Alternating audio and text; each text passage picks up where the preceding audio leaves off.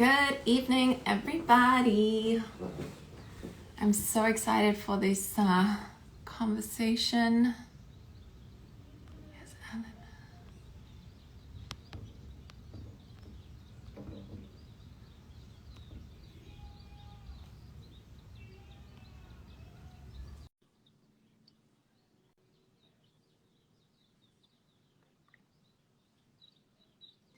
Allan, oh, there we go. Hey, Hello. Hi, good evening. How are you? good. How are you? So good. Good to see you. Yeah, it's good to see you. It's good to see you. It's good to be here as well. So I just realized I wanted to get earphones because I've got my kids screaming downstairs. So if that happens, I apologize to everybody that's on this evening, but it is what it is, you know. Mom life Okay. is real out here at the moment. Yeah, I think we've all had Um, to learn what it means to work at home, eh? no, it's interesting, and I'm sure everyone's got grace for us, hey? Yeah. So if we have a load shedding situation or a kid walking in here, we do apologize ahead of time because yeah, it's real. Alan, I am so excited to be chatting to you tonight. This is a topic that's very close to my heart and something that I think has yeah, you know, I think it's just a classic case of once your eyes are opened, they can't be closed again, and you can't stop seeing things. And I think that that has definitely been my experience. And you know, just in this journey now of schools and the move and all of this kind of stuff, I've just realized that this is actually a conversation that doesn't have happen enough. And I've obviously had the very big privilege of working with you previously. And yeah, just so excited with what you're going to share tonight. So maybe we can just start off with you just sharing a little bit about yourself and where you're from, where were you born? Yeah, just a little bit about yourself. Cool. Thanks, Rachel. I'm excited to have this chat with you too. It's nice to see so many different names as well that I haven't seen in a long time. Colleagues from different spaces as well. So that's really nice to see everyone here. So evening, everyone, friends and family and everyone else. And I think, yeah, Mbongeni, Allan, Magubane. I go by Allan. Funny enough, you know, I'm the transformation guy who goes by Allan. So there's always a conversation there. I have a But funny story about that actually, but yes, carry on. already, okay, I want to hear it. I want to hear it. But effectively, I mean, I was named after Alan Busak. My dad was quite an activist back in his youth days and stuff. And I think in those days, you know, naming children after particularly people like that meant a lot to him. My dad's passed since, so and Alan Busak is a man of faith, but also somebody who's always just been committed to social justice. Is a person I'm named after, and which is why I use that name to honor my father and his work in the world, who's now passed. But so that's often the quirky story around the why I go by Ellen. And I'd love to hear your funny story. But I grew up in KZN, MJ's in Escort, which is my home now, and my family still lives there. And I went to school there in Escort High School, and grew up in this small town, which is really only famous for giving people bacon and sausages. And went from there to Rhodes, where I studied philosophy, politics, and law. And yeah, and basically after that, have always been involved and kind of built a career in work, in social justice work with schools. I had a stint in corporate as well, but have been working with schools probably most consistently over the last 10 years or so. And yeah, and this is what I do. I don't. It's difficult to explain to colleagues and friends. I mean, friends mostly and family. You know, because it's not quite necessarily a career that existed in the way that it does today. I think 15, 20 years ago. They were definitely practitioners, but not necessarily in-house people who were working directly with schools, I think. So there's been an emergence of things as well. And yeah, Maybe that's and I'm that. now looking, yeah, yeah, and I'm in Joburg now, and yeah, still work in one particular school, but still love schools and still work with a number of others as well. Yeah. Amazing. Amazing. So just for everybody watching, the intention tonight is not to talk about any schools directly. So any schools getting it right, any schools getting it wrong, simply because that can change in a nick of an eye. And yeah, I think that we've, you know, a lot of us have experienced that. I think just from my side as well, I have 4 children. And they are in 3 different schools. I've got one in grade 11, one going to grade 8 next year. I've got one in grade 1, and I've got a little girl, Kizzy, is in 000. So I kind of have a lot of range as far as, I guess, experience at schools at the moment. So, you know, from top to bottom, I'm kind of experiencing it at the moment. And, you know, just the I'm talking about transformation, and we'll kind of dive into what exactly that is. That was one of the questions, but just the range of transformation that I've experienced, you know, at schools across the board, I feel like is very slow, if even existent at all. And I just think that the fact that we live in such a beautiful, such a diverse, such a rich country, it's devastating to see so many schools, you know, not kind of embracing that. And so the intention of this conversation is really just to understand, you know, as parents, what does our role look like in that? Where do we stand as far as stakeholders in schools, as far as, you know, our responsibility to our youth, not just our children, but everybody's children. So what does that really look like? So that's really the intention of this conversation. It's not to bash anybody. It's to create a space where people can listen in, lean in, learn, and also just to be like completely honest. Like, sometimes I'm nervous having these conversations publicly, right? I still make mistakes. I don't say things perfectly. I don't nail it. I'm not a specialist in this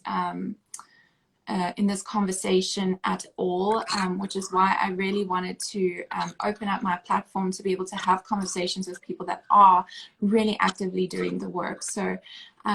So yeah, I'm excited to have this conversation, and I hope everybody leans in, and I hope that there are going to be people that take away from this conversation. And you know what, if you don't have kids and you're kind of leaning in this conversation, one day you may, and even if you don't, one day you'll know someone who does have kids. And these conversations at schools, I think, are important because they're always changing, right? Transformation is going to be a constant change at schools, and I just think that it's all super important that we are constantly having the conversations and kind of challenging each other and challenging, you know, the places that are responsible for essentially educating our children and helping shape them into the place that they are. So with that said, Allan, let's start off with, what is transformation? What is transformation in schools? What does it look like? What's the intention? Yeah, let's start off there. Gosh. Yeah, it's probably the one word that makes most South Africans' eyes roll, hey?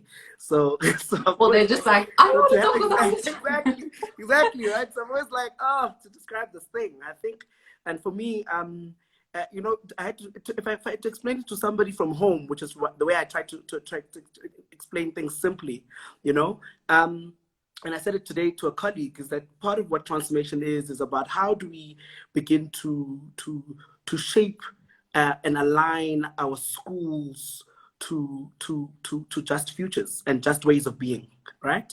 And part of why the word, I imagine, transformation would have been employed at a particular point was because the conversion needed to happen from regime to now a democratic constitutional republic, right?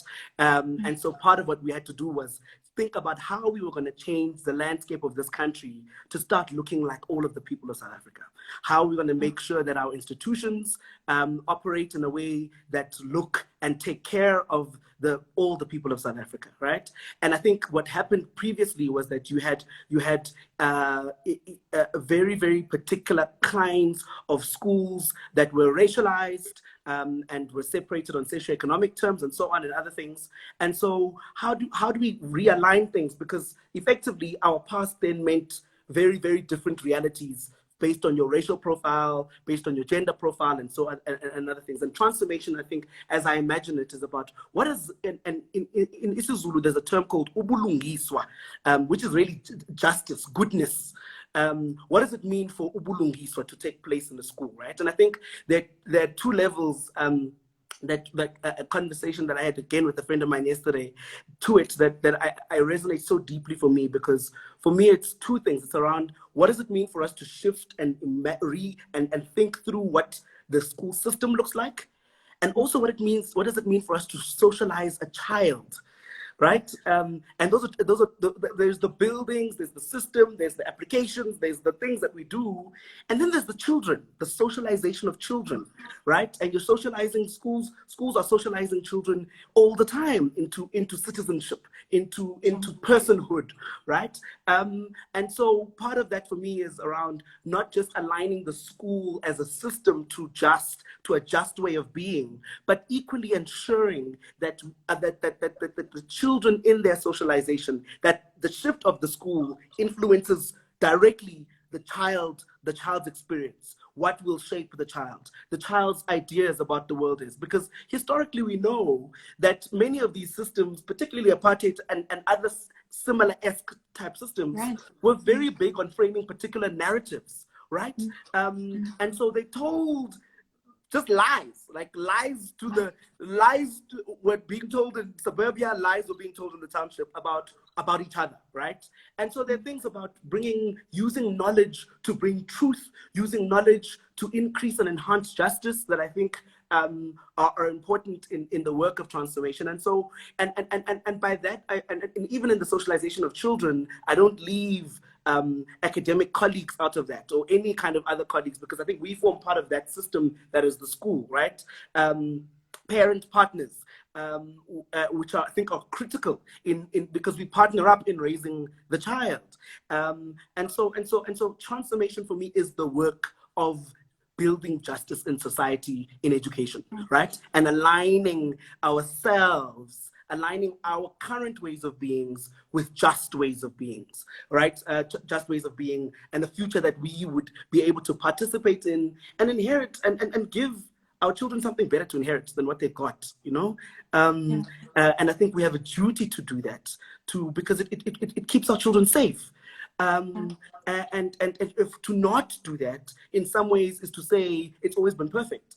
But we've admitted as a country that it hasn't, right? We adopted a new constitution that said to us, we are admitting that it hasn't, right?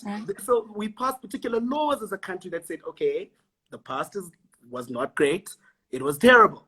We need something different. And so if that is the case, then the work of transforming the society, and I think perhaps in a term I heard more recently at a conference, that was brought into the room by Susan Boff Walsh, was the term of transfiguration, right?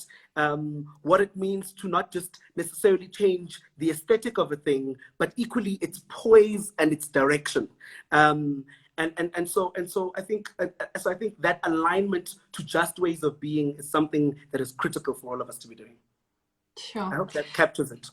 I mean, I'm literally just sitting here and I'm like, my mind is being a little bit blown by everything that you're saying. And I'm just so glad that I'm saving this so I can literally go back and watch it over again and just make notes and be like, hey, I'll need so it. I'll need it later. And Allan, I think there were so many important points that you made there. And I think especially in the school, you know, in the schooling and of the youth and kind of what's being created in our schooling system, and then going out into a world and then expecting to thrive in a world that is so diverse and you know, and is so, you know, just large and open and rich. And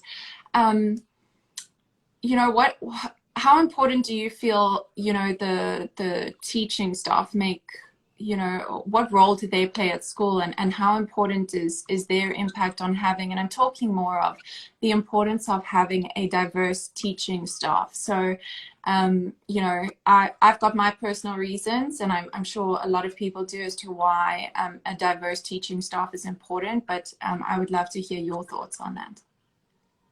Ooh, teachers are so critical in a school, hey?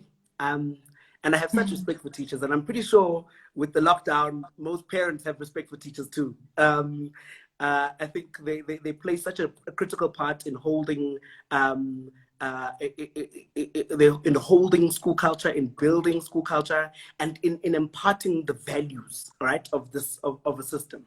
And I think for me, part of the importance of ensuring, one, that our staff rooms are diverse places is because a homogeneous staff room, right, isn't necessarily fully equipped to deal with a diverse student body, right? Yeah.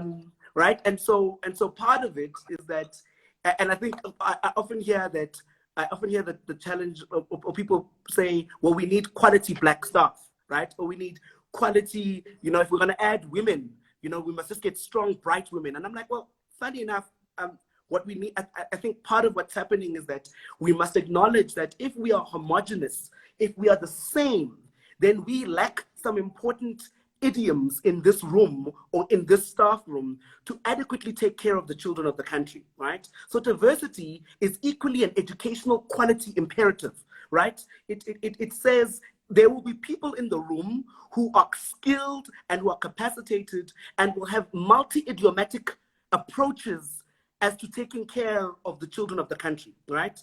And so why we say, I think for me, it's so important that you have diverse staff rooms is that not only does that mean that the pastoral care and the care of children is enhanced because of the diversity of people, of voices, of experiences that come into the room, but equally, what it also means is that staff are able to lean in on each other as well, right?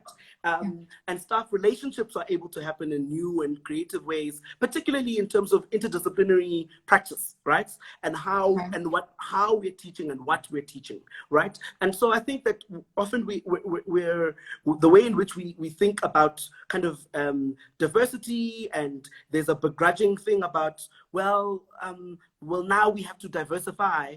I'm like, interestingly, I once worked with a school where the profile of the student body changed, right? It diversified and moved from 20% Black, and by Black, I mean POC, people of color, just holistically, right? Sure. And then we moved, right? And it was about 60%, right? When it got to 60%, with a 90% homogeneous staff room, right? White staff room, the diversity issues went through the roof, right? Right. Because the staff I think we're also interacting, and this was a couple of years ago, and because the staff had to now deal with children who had very different experiences, right? From what they traditionally taught, right? And so I think part of what the diversity does in the staff room is that it enriches education and schooling, right? And it ensures, particularly in histories like our own that are fractured, histories like our own that are filled with like ingrained structural social divisions, right? It's almost like in this country you are socialized into just racism and sexism, and and that's what the design was, right? And I think that diversity is absolutely critical. Yeah.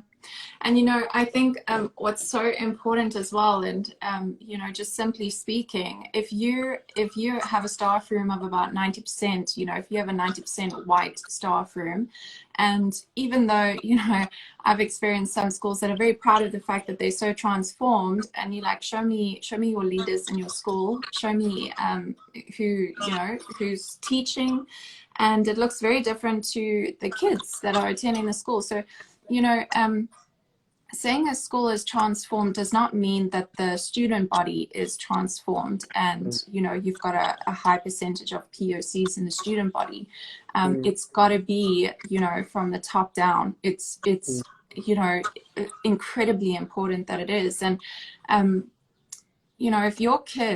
if your kids are going to school and the only people of color that they are really seeing working there are cleaning the grounds or cleaning the classrooms or the assistant teachers, how do you then expect your children to go out into a world and have the same level of respect for everybody when they've only really had to respect and kind of listen to their class teachers who are white? How do you then expect them to go out and respect everybody with the same level of, the same level of respect? And, Allan, this leads me into a question around location, right? Because this is a big thing that comes up a lot of the time. You know, our school is not situated in a suburb where there are a lot of POCs families living, or, you know, POCs don't have access to the school. If we can just talk through that a little bit, what does that look like as far as that being, because it's well, it's a, it's something that comes up regularly. That's the thing. You know, Rachel, I think part of what we must be in conversation with is that schools are going to be a microcosm of society, which we know, right? I love that word. I love that word so much. Right? And so what we're going to deal with is that the things, there are elements, and that's why I think we need, Rachel, we need a movement, right? That is going to have people convinced in this country that we together must work together to creating a new reality. And the reason I'm going there while you're asking me about kind of the geo landscape is that the schools will often be in conversation with the conditions on the ground, as you say, right? And so if there is an entirely kind of white neighborhood and kids from the area must come to the school, I think there's two things to that. There's one, that the kind of diversity of the neighborhood, well, limits us in particular ways, but even that limitation is not fully limited, right? The radius, the current government radius, I think is around 30 kilometers, right? 30 kilometer radius. 30 kilometers is long and it's big. Sure. Rachel, I can get to Soweto in 30 kilometers from here, where I am, right? Sure. So I do think that how schools are interpreting what their neighborhood is needs to be engaged, right? Because there are students who are applying from outside of what is the suburbia, and the government regulations, particularly for government schools, is that well, we have to take people in our area, and people in our area are actually in 4 kilometers of the school. No, it can go further than that, right? So that's important, because what that means is that it can capture far more people. I think the second thing is that we need to be able to, I think, schools must be pressure points now for shifting and lobbying government for particular shifts that are required in our country, right? Sure. There are particular kinds of transformation, particularly in independent schools, that will become increasingly difficult if the economic profile of the country doesn't change, right? So schools may have to work harder around the provision of bursaries, might have to work harder about the provision of scholarships and access to schools and so on. But because we are a microcosm of the society that we are a part of, the things that the society encounters, we too will encounter. But the regulations as they've been set out are I think, open enough for us to still be able to have as diverse a number of students from different profiles as possible. And I want to talk a little bit as well about often what I'll hear colleagues say is that, well, so Allan, when you're talking about diversity of teachers, what happens to me as a white teacher, or what happens to me, where is my place? There are a lot of schools in this country, right? And I promise you they need teachers. I think the challenge is that part of what justice will mean is that now that which had been left for the privileged few becomes something accessible to many, right?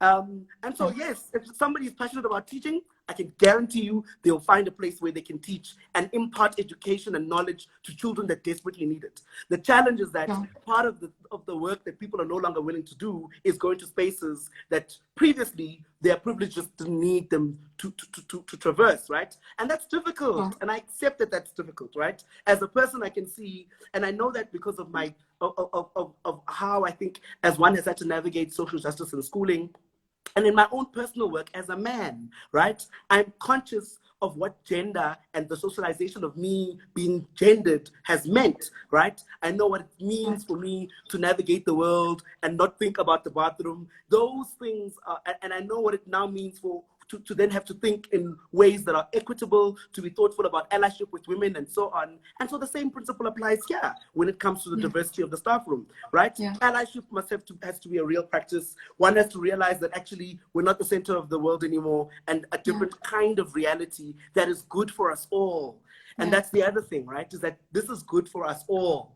And that's a very, very important, because I have such a high respect for teachers, because they play such a critical role in this in any society. But that work must now also align to a vision of ourselves and our future that is sound and thoughtful and rigorous, that is adaptive on knowledge systems that we have forgotten and not participated in, so that we offer quality education, so that children take us into a future that we have failed to create. In many ways, we're not going to, I suspect that it's going to be the next generation that actually lands us there, right? That ushers us into a new reality. Yeah, I mean, I love that you touched on that, of the new generation, landing us there. And that's why I think it's, when I was thinking about this kind of conversation and stuff, I was thinking about, like, just me personally, like what my journey has been like. And unfortunately, because my parents were a product of apartheid, and that's kind of what they knew, that was essentially what I was taught as well, as a white South African. And that journey of having to learn and unlearn a bunch of stuff. And I think holistically as a country, a lot of individuals have had to do that work. And if you haven't, I would encourage you to do it. But to kind of go about this journey of learning and unlearning. And I love that you spoke of a movement, because I believe that, we, the generation of parents now that are bringing the conversation to the table. And I think, I just think it's so important to understand that as a stakeholder, in an organization, you have a right to ask questions, and you have a right to challenge, systems, and you have a right to challenge some decisions that are being made. And I think sometimes it's tough work to do on your own. It really is. So to find some allies in the work as well. And I think also there's a powerful thing in the way that you communicate as well. So the way that you communicate your intentions and what you're trying to get across, I think is important. I think there is a fine line between being graceful in the way that you communicate, and that you get told a lot of things, but no action is kind of put to those words. I think there's a very fine line there. But I think, there's power in community. I think that if you find like-minded people in the organization or the schools where you find yourself, that's always very helpful as well. And, get yourself in a group where you share diverse opinions, a diverse group with different opinions. And I just feel like these kinds of conversations need to be normalized. They need to stop being so hidden and so like swept under the carpets. And like the conversations of like, hey, I'm uncomfortable, or hey, what do you think about the transformation at the school? Like, it's so strange to me how I can pick up a conversation with a POC, and they'll dive right in and they'll be like, these are my thoughts, da, da, da, da. And I try the same conversation with like a white person at the school, and they'll immediately just be like, I don't know what to say. So either it's out of fear or just out of pure, I don't really give a crap. My kid is not affected at all. So I think there's just, there needs to be more dialogue in this space. There needs to be more conversation and safe spaces, like safe spaces for people to learn as well. Because I think there's so many people that are desperate to learn, and so many people that are desperate to understand, but there's not enough spaces that are being created where people can say the wrong thing. And someone says, hey, that's actually not appropriate. You can't say that. Like, that's racist. You can't say that. Yeah. So, yeah. I'm just literally talking. I'm like, actually, I fully agree. I fully agree. I think the conversations are absolutely critical, and I think that the conversations must lead us into practical necessities, right? There must be particular kinds of behaviors that we must then attach to those conversations. And I think that you're right. Often when you are talking to like a parent, a black parent, parent of color, and they'll be so fluent in, we've thought about this, we've experienced that, what did you see, Yeah. you know, they'll have a long list of experiences, and that not necessarily be the case with all parents. And I think part of the work for me, I imagine it, is that those conversations as they've been structured, and what we've started doing here is having something called parent conversations, right?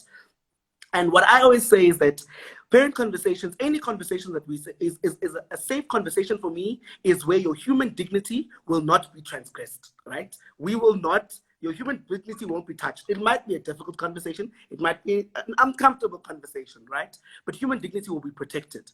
And I think that the ability to then sit together and go, actually, that's a terrible thing to say. And I think I've also had people, and that's why I think the principle of allyship is very critical, because I still have today, particularly when it comes to gender dialogues and conversations about sexism, women sister friends who are like, that is misogyny, and this is why. And I get schooled, right? And I think that, but fundamentally, however robust the conversations happen, or the way, however the nature of the conversations are, they are always rooted in dignity being critical to being protected and affirmed. And I think how parents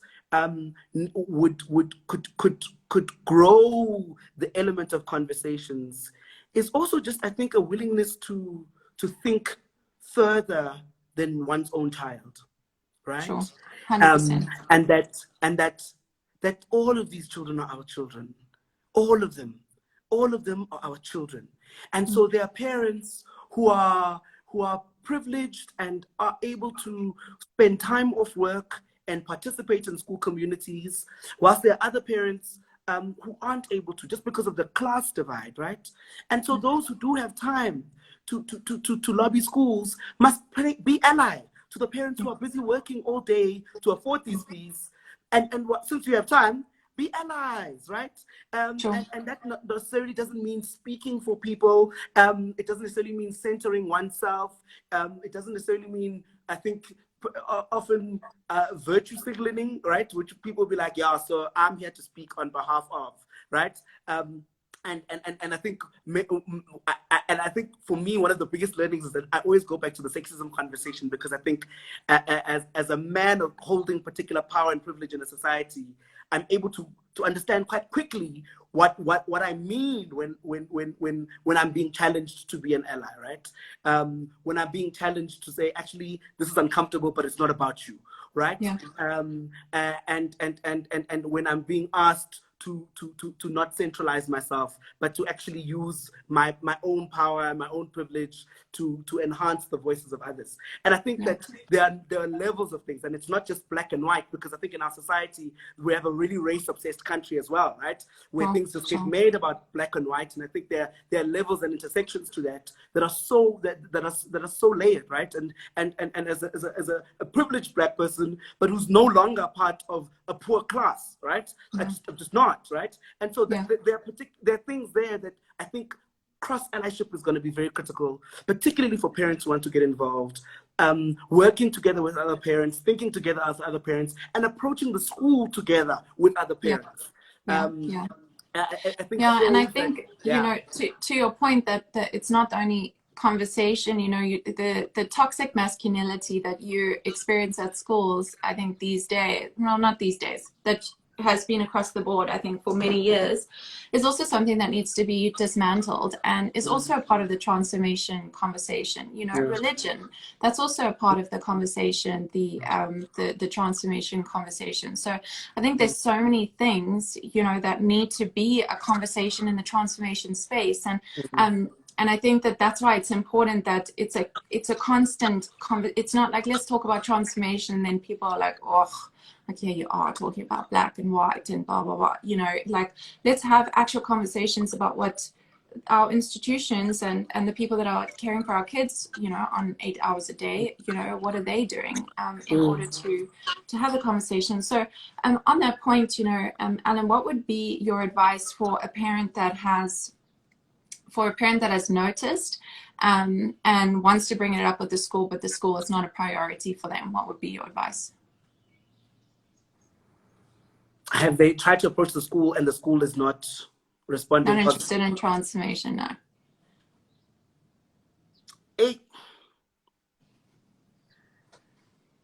I say this, I say everyone's invited, but we're not going to cancel the trip. And by that I mean, lobby the school, email the school, talk to other parents, and approach the school together. Talk to old girls, old boys, alumni, and lobby the school. The challenge about not ignoring the signs, ignoring any signals, and there are enough signals in schools, and it's not just kind of former Model C private schools, right? It's not just independent schoolings, schools that have that have issues around transformation. It's all our schools, right? When I've spent a whole day or weekends and time in township schools, the issues of social justice and transformation are just as right there. It's just that the media pays attention to a particular brand of schools, right? So there's a privilege there too, right? And so the reason I'm saying everyone's invited, you're welcome not to come, but we're not going to cancel the trip because you're not coming, right? Is that at some point, if parents are wanting to lobby the school and the school is ignoring them, then they need to just amp up the people that they're talking to, right? So you're writing to your class teacher to begin with. Always start with the teacher, right? I think we encourage people to start with teachers because there's also a relationship building there. There's an institutional muscle that we need to develop, right? There's a social muscle about being able to say, wait, yeah, no, this is difficult. Sit down, we must talk. Yeah. And yes, if you're crying and it's difficult, yes, cry. But we must finish. Cry, calm down, right? And for me, is that often, and there's two layers to this, is that the muscle and the ability to have conversations and to adequately, appropriately talk to whatever levels of the school, up to council, up to board, up to SGB, talk to the governors if you have to, right? And I think that's the structural way. The other way we've seen is people just taking to social media. And the reason I struggle with that way, I think, and those ruptures happen particularly when things have been ignored, is a car crash, right? It's the car crash that happens, and then the school is like, oh, we need to do something. Exactly. So by the time you're doing that now, they're now very serious, like, relationships that have happened, that are broken down. It becomes a mess of a thing, right? And so building the institutional muscle of saying this is very difficult, but we have to realize a particular thing. We're all going to study together. We're going to read together. We're going to review what role the society is, the school is playing in its own community's life. And by own community, I mean the people who are participants in it, parents, students, and staff. And then we're going to review how the school orientates itself to the community in which it is located, right? It's not the community there. It is, we are part of it, right? Because schools are part of the commons, right? Schools are part of social elements, right? There's places where we take our children, and so if there are schools that are resistant, which please don't be resistant, guys. But if they are, then part of what we have to accept is that people are going to go and do whatever is required to get the school's attention, right? And that's not going to come on your own. Exactly. And that's not going to come on the school's own terms, right? So those kinds of lobbying are really important. Engaging the governors is really important. But I also think that there are moments where parents need to ensure they communicate to the system the importance of a particular thing. Because fundamentally, if there are issues that are being raised, what's actually happening is that them being ignored means that either staff or children are unsafe, right? Either staff or children here are not being taken care of. And often it is both, right? And not to say that management bodies are not taking care of staff bodies. I'm saying that to ignore these issues consistently means that, right? To say nothing's going on is a problem.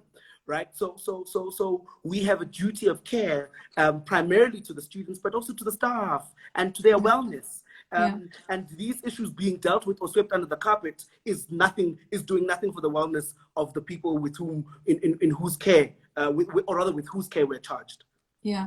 And I mean, that brings me to another, someone, a teacher actually. So I put up a little questions thing when I announced that I'd be doing this conversation. And I just asked people ever to send questions, and it was all, I only see it privately. So I wrote a number of those questions down, which are some of the questions that I'm asking. And there was a teacher who's a Black woman at a school, and she says that the school is not prioritizing transformation in any way, shape, or form. Obviously, she's not feeling safe, but she's got to pay bills at the end of the month. She can't lose her job. So, what advice would you have for a teacher in that position, and someone that wants to bring up the conversation, but that there's fear in it. And I also, when I thought about it, I was like, I don't know what that looks like as far as lobbying parents if you're a teacher. So yeah, what would that look like?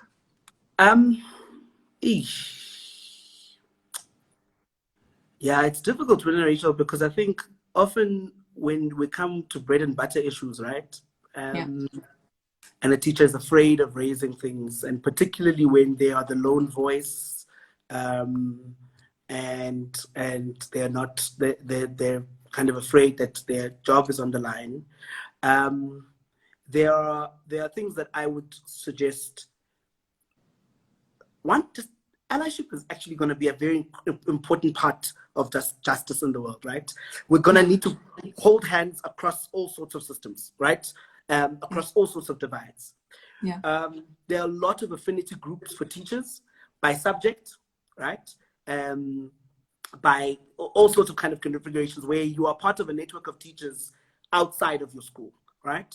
And I think a conversation around people who have spoken endlessly in the staff room and are tired of raising something up, I think is necessary to take sometimes to those bodies, right? To those bigger affinity bodies. And that's why I think we need to have a movement here, right? We need to have the ways, a way in which all those who are drowning, and there are many, Rachel, there are many, right?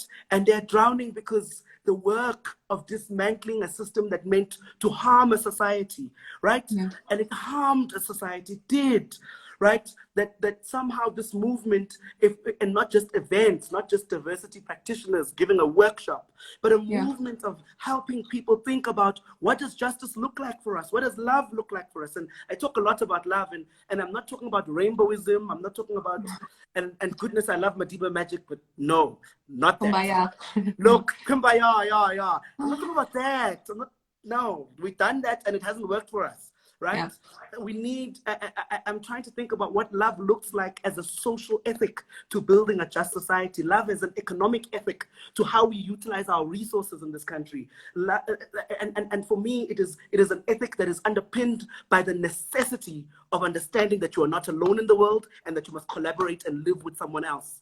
Right? So somehow we need to write laws, build schools, shape communities where we have thought through that we are not the only ones. We are not all that there is in society. We're not all that there is in the world. And so that movement then helps people like that who are drowning, who are saying, I'm the only one here, right? And so I'm happy to be called. I'm happy to be called. And I'll write emails to a different person or a different school or a different organization to be like, somebody reached out to me and they said, this is what's going on, right? And that's why I'm saying the movement matters, because the movement then doesn't necessarily have us swayed by our own personal politics, but it helps us, I think, for me, be rigorous in what our politics are, how they express themselves, but that a vision for this country is just, we need something that just we can move towards, right? Yeah. And so a bigger kind of configuration. And so this is more a question than an answer to your question, because part of what I'm hearing is there are a lot of people we're not reaching. There are a lot of people that we don't necessarily get to hear. There are a lot of people who are lone voices who might be watching this conversation and are even terrified of sharing it with their colleagues, right? Yeah. Because of how they'll be treated after this conversation, right? Yeah. And part of what I think is required is that we are lacking in the number of people, the resources to catch some of those lone voices, right? Where there have been movements, the school that I work in and has done so much work, I think, over time that other people, I inherited the good work, I think, in fact, of other people, and have tried to make it work with so many wonderful human beings here to build and journey towards that just iteration, right, of ourselves. Very good, yeah. But equally, we must be conscious that the collaboration that we do with schools, between schools, will also matter, right? Yeah. So community engagement for me, social responsibility, and I'm not talking about charity. I'm not talking about schools teaching, going to save anyone. I think community engagement is an important element when we're talking about how children and how societies and how schools particularly socialize children to the needs of the world, right? Yeah. And that's a crucial element of transformation, because learning about racism and going to diversity workshop, you're only going to go so far, right? Yeah. But actually seeing the work of what racism did in the world, right? Seeing what happened and taking steps to go, okay, we have something to learn here, right? It's not me going to feed or save someone. It's me going to practice a shared humanity that says, before there were things and divides between you and me that literally prevented us from interacting. There is work I can do with my resources, and I will journey with you in this shared humanity so that both of us learn. How we catch people who are drowning is that we need to expand the work. Yeah, that's very good. And I love that you touched on, economically, like there's a big, that's a whole nother conversation in schools, and some of the people brought it up in their questions as well, as how do we how do we close that divide? But that's another topic. But I love what you said about we've got to understand, and especially the youth have to understand the history of a country and not just learn about it in books and at school from, their fancy surrounding, but actually be in it. And what does that look like? And I hate the fact that it's always a safety conversation as well, because I'm like, that adds to the issue, I'm like, this whole thing of, oh no, that's a dangerous place, you can't go there. I'm like, that's a problem. And that's a problem even more so if that's being communicated to children, because people live there. Women and children live there on a daily basis. And I feel really strongly that, I've seen some schools, and our foundation has worked with some schools that are doing phenomenal work with collaborating, like with economically on the ends of the scales, doing such amazing collaboration together. And it would be so great, it would be so great to see schools spending more time kind of working on programs like that kids can actually experience what reality looks like for somebody else in our country. And Allan, yeah. Sorry, I think you're absolutely right, because why is it dangerous? Why is that neighborhood dangerous? Right? So if we had to start doing a study, right, as to unpack what happened there, why is it dangerous, right? And I think the second thing that I often say to parents is the stuff that we say in the car, on the way to school, to people who may well be coming to us on the one day where you're exhausted and you just can't, right? The things that we say that our children watch us say to the car, to the poor in our society, right? Children pick up that language. They pick up that we are sitting in a car now ignoring someone. So they learn to ignore people, right? Yeah. And so there are social behaviors that we ourselves are busy acting out, and our children pick up and absorb that, right? And I think the second thing is that the challenge is that with whatever language we then give or portion to the dangerous part of the society, of the city, of the town, or whatever it is that we're living in, when children then encounter somebody from that part, right? And I had to moderate a conversation last year where language was used that had been used at home, right, to describe a particular area, right? And it wasn't very kind language, but that was because that was dinner conversation talk, right? And so, and the last thing for me, and I think that parents must be reflective of their own language, right? And I think attached to that is we as parents must be thoughtful of the way in which our own traumas influence, right, the way in which we navigate these issues, right? We're I can't use foul language on this live, but we've messed up, right? So we're pretty messed up, and because we experienced some things, right? And so we take that with us into dealing with some of these systems. And I think that part of the work of having just to reflect on what happened to me, right, is important. And I think the last thing is that to not take children into spaces of need in the country is also in some ways contributing to socializing children to being afraid of the country that they're coming from, that they're born in, right? How are we shaping children who are afraid of most of the people in their country, right?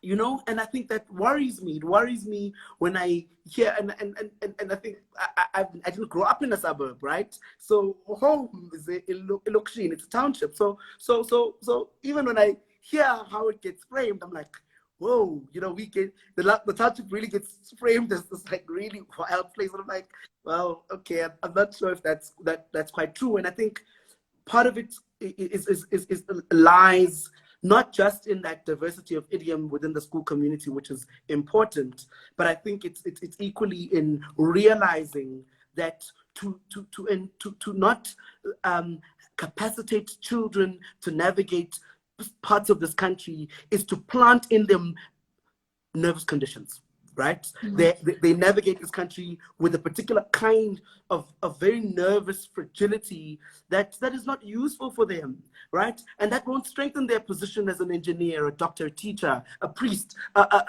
whatever it is that they choose to be, right? Like so I think that there are so many ways that we need to be thoughtful about how our own language, our own relationship to these issues, to this country, and how we then centralize everything to government, right? Government has failed, and therefore government must do this work. And I'm like, well, actually half the problem is just happening in how we're not shaping children to be thoughtful about what happened here. And I think the riots were a big pointer to that, right? About what was the narrative in schools when the riots were happening, right? What did we say to the children was going down, right? Whereas with the number of adults I had, a lot of people were like, Allan, is this it, right? And I was like, is this what, right? like, right? Because the adults are like, is this the revolution, right? So somehow between the adults, the code was held, right? But with the children, there was a kind of this is government and political instability.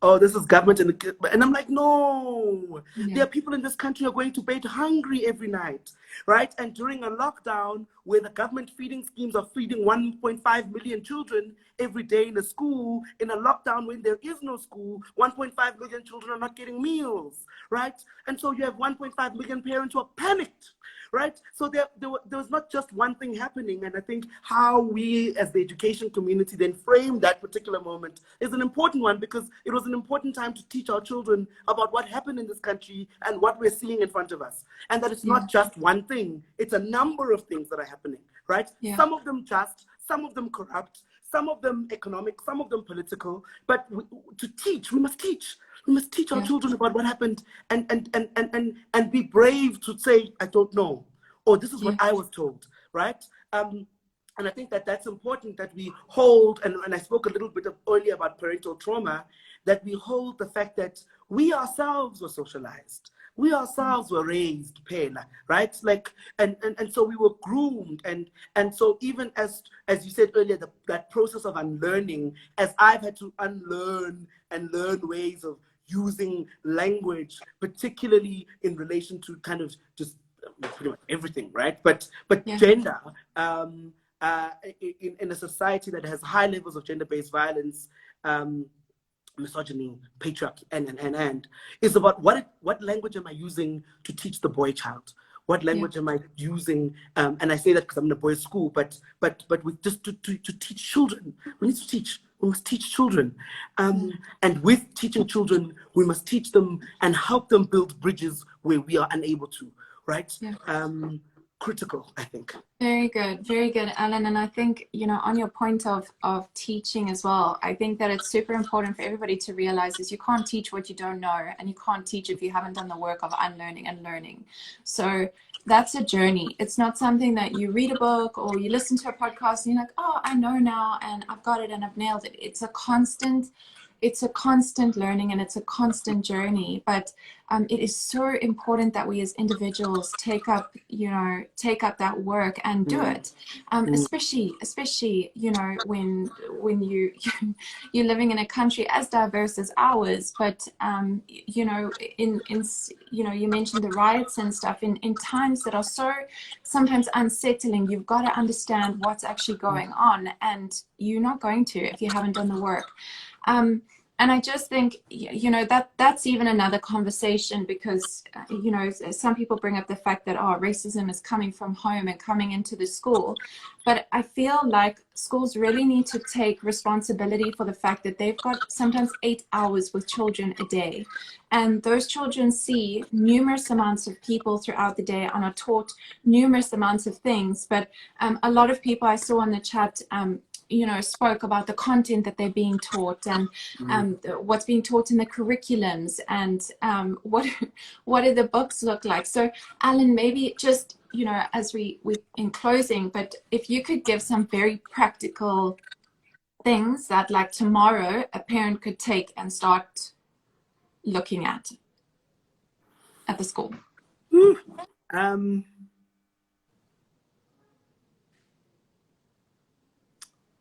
I would advise parents to talk to parents of different races in their classrooms. Book coffee tomorrow. What's happening for you? What's happening for you, right? And believe people.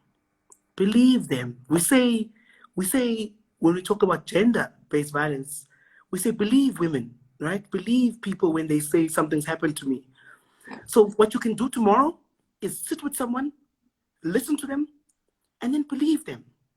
I think we must read. We must just read, man. We must just read books. Just lots of reading. And I'm not saying that just because I'm a teacher and I work in a school, right? I think we must read, and I think there are so many websites online. There are things local. On that point, if anyone's got, sorry, Alan, to interrupt, if anyone's got some good reading or podcasts or anything that they've listened to that are listening to, you can just pop it there and maybe someone can screen grab it or anything. But sorry, please continue. Right. And so that widening of your circle will do a few things. One, it'll help you give you insight into some of the experiences that are happening around you that you may not be aware of. Two, it helps you think with somebody about whether there is work to be done in your school around this work. I can guarantee you that there is work. I do not know a single school in this country that does not need work done in this area about how we think together. Two, a practical thing is to, I think the reading is important, online resources. The Americans have developed a very large body of work around this stuff. But there are a lot of people who have written and are writing internally in this country around that. And I think the internet is filled with kind of social justice tools, social justice, you can even say racial literacy 101. I'm pretty sure you're going to come up with a lot of stuff to read, right? I think the other element is, and there's teaching tolerance. There's a lot of stuff online that people can do. I think to ask the questions about what transformation, diversity work is happening in your school, or who's thinking about it, is important, because what it signals to the school community, what it signals to the school leadership, is that parents are interested in, one, holding us accountable, or increasing accountability. But the second thing is that when more than one parent is doing that, it shows that we're thinking together, right? And that parents are interested in participating in the school life. Now, I say this with some balance, right? Because we do have some helicopter parenting, right? Like there's some parents who want to be teachers. You'll know more than me, but right? And I think and I think parents must be governors, right? Like engage governors, engage boards, engage councils, and that sort of thing. That's very, very important, because what that does is that it says that parents exist at governor level. And many of them, and there is no governing body, whether it's a council or it's a board or it's an SGB, that doesn't have parent representation, right? So find out who are the parent governors in your school, and ask them what they're thinking about transformation, and what their intention is with regard to pushing and advocating, because the governor's role is to not just appoint an executive, but equally just to shape strategic direction at a high level, right? And the executive and the teachers must implement this thing, right? So the parents have a critical role to play in the direction that schools take. Very good. I love that, Allan, so much. And yeah, I just think that two suggestions there that I think are very vital and very practical, and something that can be done immediately. Have a coffee with someone who doesn't look like you and who has a different lived experience to you, and believe them. Hear what they say and believe them.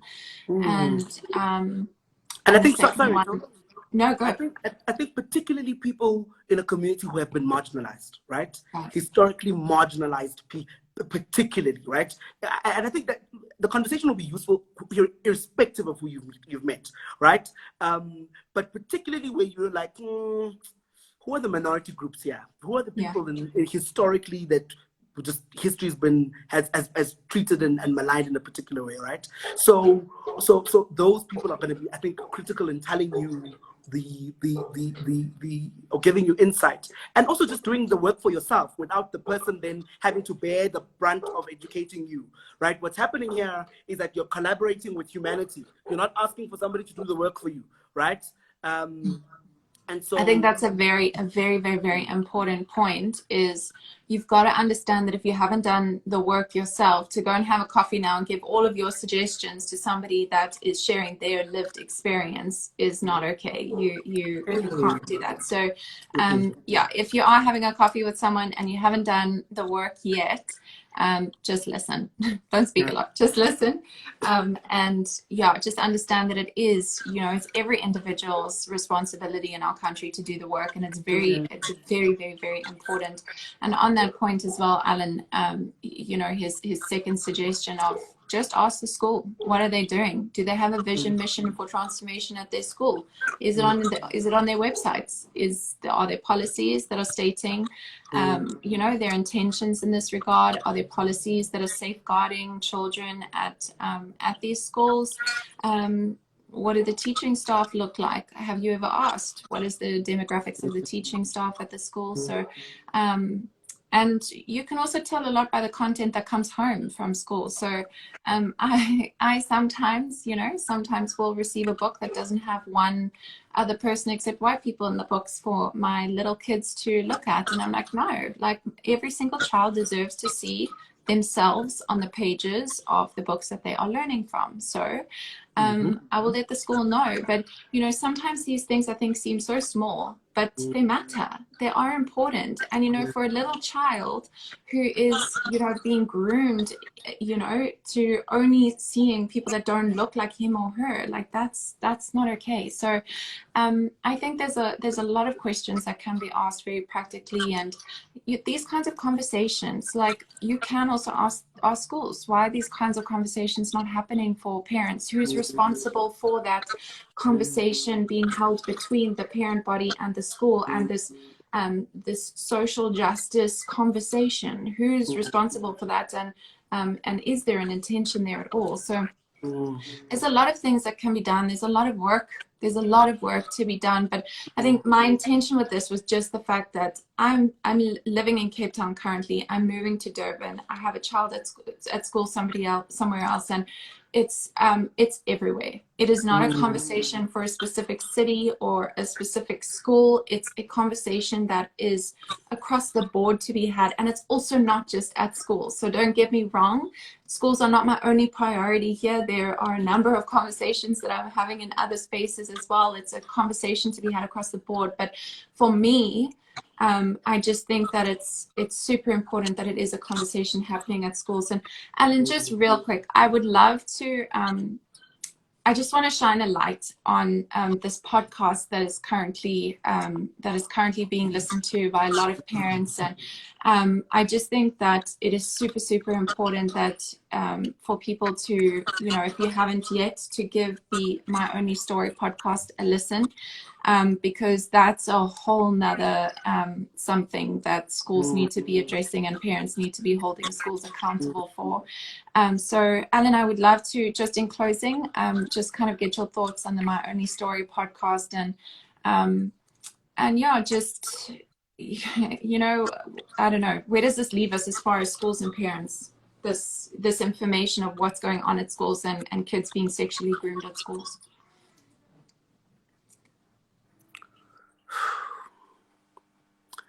Schools are meant to be safe places, the safest for our children.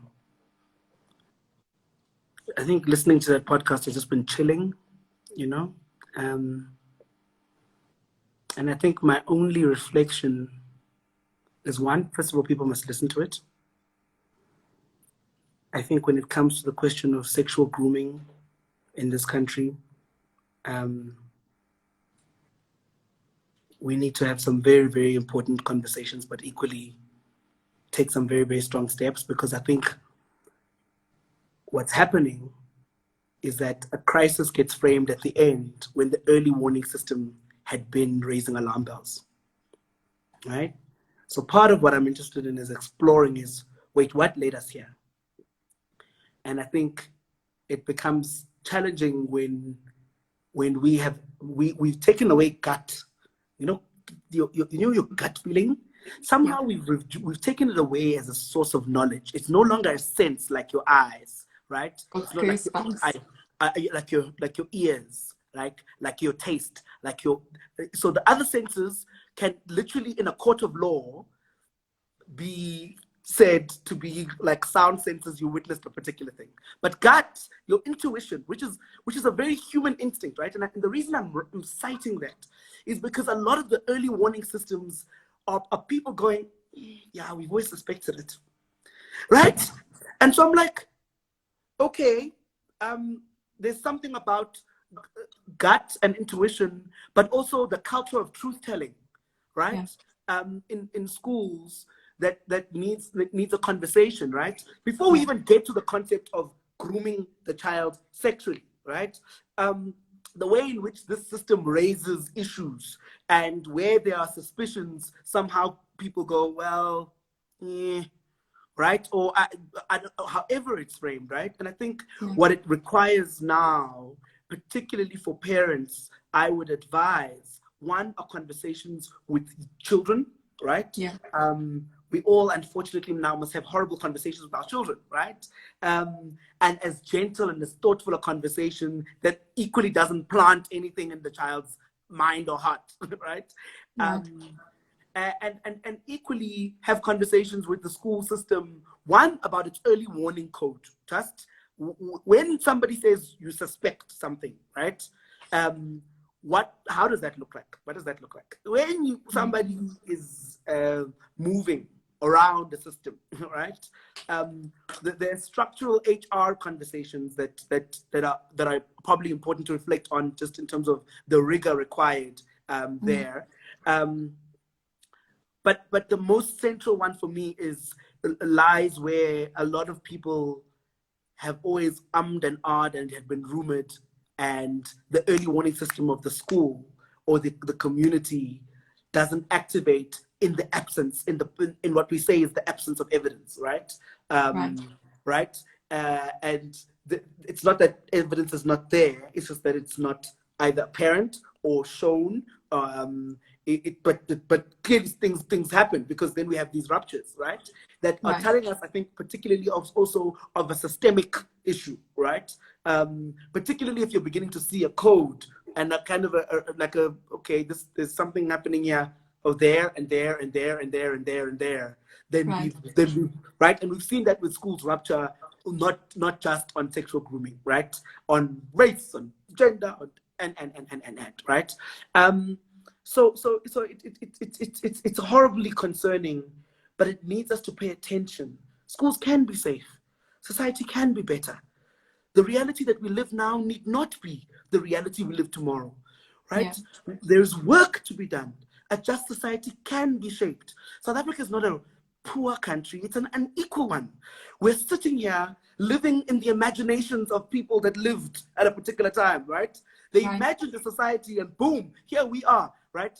And so suddenly, and that's not to suddenly say that all you need to do is imagine and dream and love each other. There are very, very serious power and money conversations that we're going to need to have. There are very serious conversations about how we organize ourselves. But I think that what this particularly the podcast continues to raise is the attention our society pays to schools. And we need to pay some bigger attention, right? And I think that the kids have a lot to say. And I think even in their development process, I know their cognitive development, we know where they're at, right? But children have consistently been able to share views and insights, teach us in classrooms, and adults in their conversations with children have managed to be able to identify something that's like, okay, well, we're dealing with something that's not necessarily a serious issue in this particular way, but the early warning system of the school matters, right? Hunches matter, and being able to check on what's happening and check on a process and check on how we verify things is absolutely critical, because we're clearly dealing with I think we're not focusing on I think we focus on schools when there's a crisis. Yeah. And I think we shouldn't do that. I think we should be focusing on schools all the time, right? And often when there's a crisis, parents are like, okay, there's a crisis, let's now all go. I'm like, every day, somehow we need to be focusing on how and what the experience is of a child in our country. And it's really critical. Very good, Allan. Very good. I'm going to go and give this a listen again and literally take some notes, because I think there's so much that you unpacked here that was so important. And honestly, I feel like we could sit here for hours, but I also want to honor your time, and just thank you so much, Allan, for giving of your time for this hour and for this 15 conversation. minutes. Oh no, I'm really grateful, and I saw a lot of people have really, really taken something from it, and I really, Allan and I spoke before we chatted, and really it's just, we hope that everybody grabs something and they do something with it. Don't now know something better, have your eyes open to something and just do the same thing. Like we have to do better as human beings. We have to do better, and it's our right. It's our right. And we can. So, and our responsibility. Yes. And our responsibility. Absolutely. It is our responsibility. Absolutely. So thank you so much, Allan, just for your time. And yeah, who knows, maybe many more of these. But I think that Allan's got so much insight to share. And yeah, I'm sure that, if you go follow him, he'll be able to kind of, I don't know if you share a lot of this on your platform, but yeah, it might be worth doing a little Q&A with Allan sometime and getting a little bit more information out of you, because it's good stuff. Thank you for your this is a good example of how one uses one's privilege, right? To spread ideas.